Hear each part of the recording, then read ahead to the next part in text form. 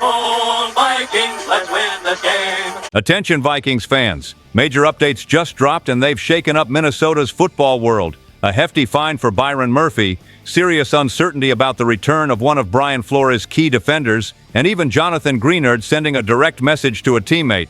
And trust me, things get even spicier with a rumor that Kevin O'Connell is personally handling, plus trade talks heating up behind the scenes.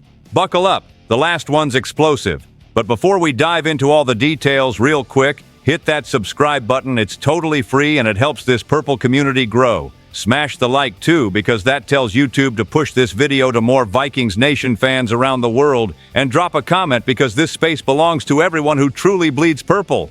Man, that Byron Murphy story caught a lot of people off guard. The guy got fined $17,389 for a play that, honestly, didn't even draw a flag on the field. A horse collar tackle in the win over the Browns in London. The kind of hit the NFL loves to punish after the fact, even when the refs miss it live. And here's the kicker. It's not his first offense. Last season, he was fined for taunting a Seahawks player standing over him after a play. No flag, but punishment came later.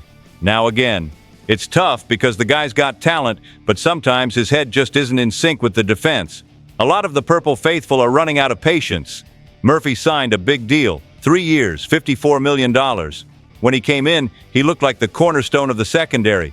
But his play has been well below that level. According to PFF, he ranks 122nd among cornerbacks. Fans flooded X to vent. Byron Murphy got paid and forgot how to play. Harsh, but understandable. Still, he had a flash of brilliance in that Browns game, breaking up a potential touchdown pass to David Bell. And that's where fans get torn. The ability is there. It's the consistency that's missing. With Brian Flores calling the shots, the standard is sky high. Flores has turned this defense into a top 6 unit in yards allowed with relentless blitzing and intensity on every snap. Honestly, this defense is why we still believe. Ivan Pace Jr., Eric Wilson, Jonathan Greenard, Levi Drake Rodriguez, those guys are carrying the load. Even Jalen Redmond, who many doubted early on, now leads the team in sacks. But let's be real. If this team wants to compete with the top dogs, it can't afford starters making rookie mistakes. The bye week is here, a well-deserved breather. The team's 3-2 with a tough matchup against the Eagles next at US Bank Stadium. Fans want adjustments, focus, and especially Murphy, proving he's worth that contract. If he doesn't bounce back now, it'll be hard for the fan base to keep defending him. Drop your thoughts. Is Byron Murphy being unfairly criticized or just not living up to expectations? Because honestly, the next game could shape his future. And stay tuned, because the next update is about a Pro Bowler giving the coaching staff a major headache. This next one's a real gut punch for Vikings fans. Andrew Van Ginkel still has no clear timetable for his return. And to be honest, that's starting to really worry the coaching staff. He's a core piece of this defense, and everyone knows how much Flores' system changes when he's on the field. That neck injury that started back in training camp just won't go away. He's out of concussion protocol, but Kevin O'Connell said there are residual issues tied to the neck. It's the kind of thing fans can't see, but players feel every second. And when it's the neck, that's no small issue. Ben Goosling from the Star Tribune said it best. You've got to keep a close eye on this because they're just a different defense when he's out there. And he's right. Van Ginkel's instincts are elite. Reading screens, sniffing out short throws, turning them into takeaways. That stuff doesn't show up on the stat sheet but flips games. While he's been out, Dallas Turner and Jonathan Greenard have held down the edge, but you can tell something's missing. That timing, that spark he brings when healthy. And Minnesota has invested heavily in him after a 2-year, $20 million deal. They doubled down with a 1-year extension worth $23 million. That's a big price tag for zero return so far. And it's not just him. The injury list is brutal. Christian Darrisaw limited, Ryan Kelly out with a concussion, Brian O'Neill week to week, and that directly affects McCarthy. Because what's the point of throwing your young quarterback out there if your O-line is patched together? Fans want to see the future develop, but no one wants to see the kid running for his life every snap. O'Connell tried to adapt last game with short, quick passes, the same formula he used with Wentz, and it worked. But you can tell the playbook tightens when protection breaks down. And without Van Ginkel, the defense spends more time compensating, and that wears everyone down. It's the classic Vikings dilemma. The talent is there, but we never seem to have everyone healthy at the same time. With the Eagles coming out of the bye, the clock's ticking. What do you think? Will Van Ginkel be ready next week, or are we bracing for more bad news? Because the next story, my friend, goes straight to the locker room, and it's all about J.J. McCarthy, and a message that turned heads inside the building. Now this one stirred the locker room big time. Jonathan Greenard spoke out about J.J. McCarthy, and while it was respectful, it came with a subtle challenge. According to Greenard, McCarthy is handling this injury completely differently from last year.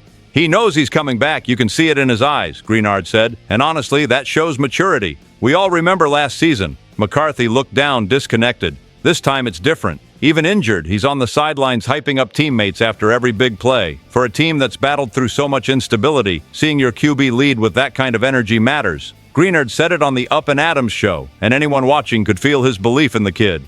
He's the first one celebrating a touchdown, even when he can't play. Sometimes we have to pull him back, he laughed. That's Vikings Nation spirit right there, wanting to be part of it, even from the sidelines. Meanwhile, Carson Wentz has quietly kept the ship steady. He joined late, barely had time with the starters, and still looks calm commanding the offense. He's thrown for 759 yards, 5 touchdowns, and 2 picks. Nothing crazy, but enough to keep them competitive. Greenard praised him too, saying Wentz has been an incredible mentor to McCarthy and a steadying force for the locker room. You can feel that leadership on the field, fewer panic moments on third downs, more composure. Sure, McCarthy's raw talent is higher, but this partnership could define his growth. The big question is, once McCarthy's healthy, does O'Connell put him right back in as the starter? That's splitting the fan base. Some want the kid to get reps and prove he's the future. Others say let Wentz ride while they're winning. Both sides make sense. What's clear is McCarthy's mental game has leveled up. Calmer, smarter, respected by everyone around him. For a young QB, that's everything. And after years of chaos, seeing this kind of chemistry is rare. But don't go anywhere, because the next leadership test isn't about McCarthy. It's about TJ Hawkinson. And money might be what pushes him out of Minnesota. This one hurts. Nobody thought TJ Hawkinson's name would even come up in potential exit talks. But it's real. His contract could become a serious problem for Minnesota's cap in the next couple years. He's got one of the richest tight end deals in the league, $66 million total, and the team's already looking at how to balance the books. Reporter Darren Wolfson from KSTP said on the SKOR North podcast that Hawkinson won't be playing next year under the current terms. Translation, either he restructures or he's gone. And honestly, when you look at the cap situation, it adds up. The Vikings are more than $37 million over for 2026, and that's actually better than it looked back in June. The math just doesn't work. Cuts are coming somewhere. The issue is, even at less than 100%, Hawkinson's still one of the league's elite tight ends. When he arrived, he brought balance, trust, and became that reliable safety valve for the quarterback. But after that knee injury, he hasn't been the same. In 2025, he's got only 19 catches for 153 yards and a single touchdown, way below his 900-plus yard seasons in 2022 and 2023. Sure, context matters. With a banged-up O-line, O'Connell's had him blocking more than running routes. He even admitted it. There's sacrifice across the team to win one game. Still, fans feel like his spark's faded. And worse, if they keep him, they'll have to let go of talent elsewhere. Lose a pass rusher or wideout because of one contract mistake? That's brutal. On the flip side, if they cut him, he'll be a top free agent target instantly.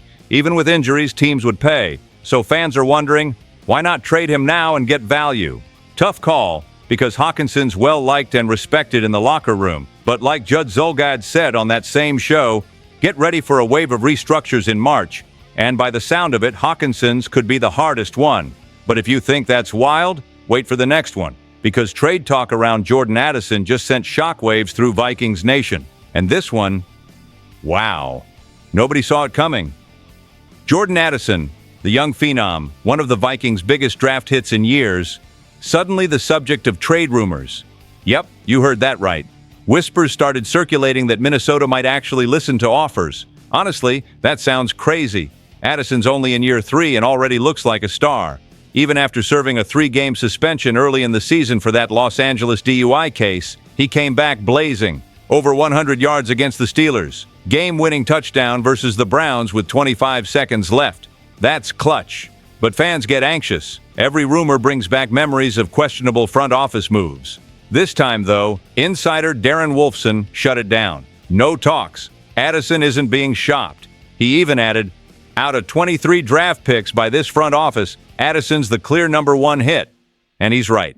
His rookie deal's a steal, just over $13 million total, with a $4 million cap hit next season. That's the kind of player you build around, not trade away, especially when Hawkinson's future's uncertain and the offense's identity depends on the Addison-Jefferson duo. Truth is, the rumor caught fire because of financial anxiety. The cap's tight, restructures are coming, and in Minnesota, anytime money's tight, panic spreads fast. Wolfson also pointed out the thin receiver depth. If Addison goes, it's basically Jefferson and a bunch of question marks. For a team trying to develop McCarthy, that's like cutting off the offense's oxygen. So yeah, this one feels like smoke, not fire, but it's a wake-up call. Because if the front office doesn't get its act together, even the young stars might start doubting the plan. The good news?